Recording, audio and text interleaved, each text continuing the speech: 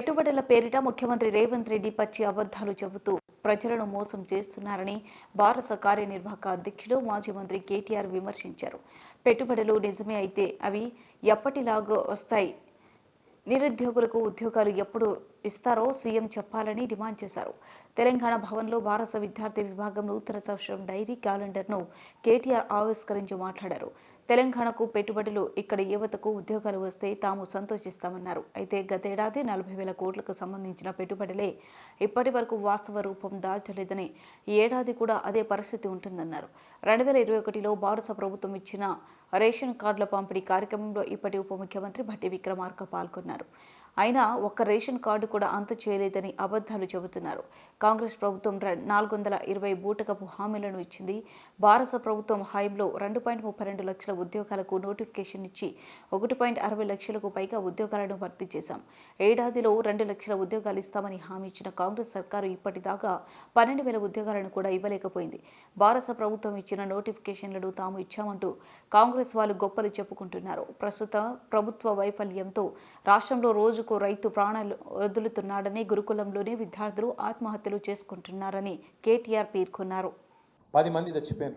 ఇంకో దిక్కు రైతులు, ఇంకో దిక్కు గురుకులాల్లో పెద్ద ఎత్తున పిల్లలు ఆత్మహత్య చేసుకునే పరిస్థితి. ఇప్పుడే హయాత్ నగర్ మైనారిటీ గురుకులంలో 17 ఏళ్ల పాప సౌమ్య అనే అమ్మాయి ఇప్పుడే చచ్చిపోయిందని చెప్పి ప్రవీణ్ అన్న చిట్టి మీద రాసిచ్చి నాకు గుర్తు చేస్తూ ఉన్నారు. ఒక్క సౌమ్య కాదు, రాష్ట్రంలో ఇప్పటికీ గురుకులాల్లో 55 మంది పిల్లలు ఇవాళ కొంతమంది ఆత్మహత్య చేసుకున్నారు. ఇంకా దురదృష్టం ఏంటంటే ఒకటే ఒక్క పాఠశాల మెట్పల్లిలో పాము గుట్టి 6 పెద్దాపూర్ అనే ఊర్లో పాము గుడితే అంటే ఎంత చండాలమైన మెయింటెనెన్సు, ఎంత అధ్వానపు పరిస్థితి ఉన్నదో దాన్ని బట్టే మనం చెప్పొచ్చు. నేనేమంటున్నా అంటే ఇవాళ ఒక రైతులే కాదు రైతులు 410 మంది గురుకులాల్లో పాఠశాలల్లో పిల్లలు, మన పిల్లలు. నేను పోయినా, మా ఎల్లారెడ్డిపేట పిల్లగాడు, మా సిరిసిల్ల కాన్స్టిట్యున్సీ కార్తీక్ అనే బాబు చనిపోతే నేను ఆ తల్లిని పరామర్శించేందుకు పోయినా. ఆ పిల్లగాడు చనిపోయింది ఆ పెద్దాపూర్లను. పోతే ఆ తల్లి అన్నది, అన్న నా బిడ్డను నేను గవర్నమెంట్కి అప్పచెప్పిన, గవర్నమెంటే తల్లి తండ్రి కాపాడుకోవాలి, కానీ తల్లి తండ్రిగా లేనట్టు నా పిల్లగాని అనాథలకు కిడ్స్ పెడితే ఇలా శవమై నా బిడ్డ ఇంటికి వచ్చిందన్నా, ఎవరికి చెప్పుకోవాలన్నా అని చెప్పి ఏడ్చుడు మొదలుపెట్టింది.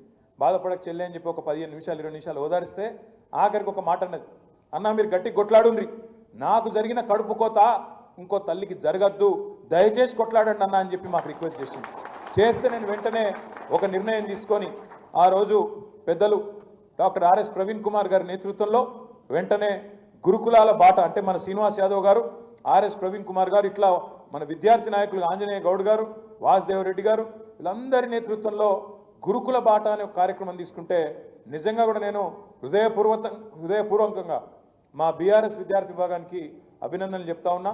మీరు ప్రభుత్వం కళ్ళు తెరిపించారు. మీరు మొదలు కాగానే తిరుగుడు, ప్రభుత్వం కూడా ఉరుకుడు మొదలుపెట్టింది. మంత్రులు పోయినరు, కలెక్టర్ ఉరికినరు, ఎక్కడోడక్కడ అప్పటిదాకా పత్తలేరు, అప్పటిదాకా యాదికి లేదు. ఇటు ఆర్ఎస్ ప్రవీణ్ అన్న, అటు బీఆర్ఎస్వి మొత్తం టీం కదిలే వరకు మీరు ఎక్కడోళ్ళు అక్కడ 30 జిల్లాలలో ఎక్కడికక్కడ గురుకుల బాట పట్టే వరకు అప్పుడు ప్రభుత్వం దున్నపోతు నిద్ర వదిలి బయటికి వచ్చి ఏదో చేసినట్టు 2 రోజులు డ్రామా చేశారు. మళ్ళా కాకపోతే శరామామూలు అయిపోయింది, మళ్ళా చావులు కొనసాగుతూనే ఉన్నాయి. గురుకులాల్లో పరిస్థితులు అట్లనే ఉన్నాయి. ఓ దిక్కు రైతులు, ఇంకో దిక్కు గురుకులాల్లో విద్యార్థులు, ఇంకో దిక్కు నేత కార్మికులు.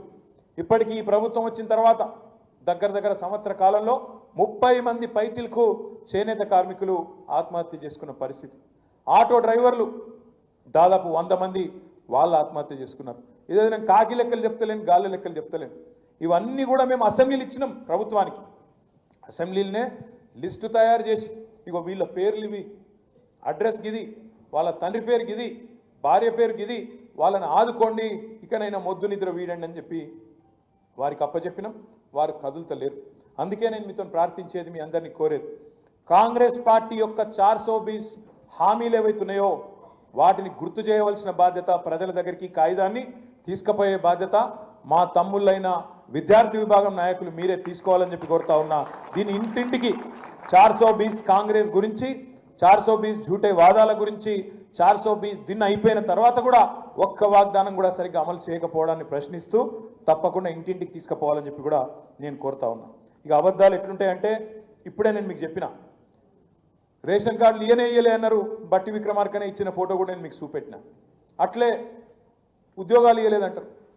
తెలంగాణ ప్రభుత్వం ఉన్నప్పుడు కేసీఆర్ గారి నాయకత్వంలో ఉద్యోగాలు ఇవ్వలేదంటారు.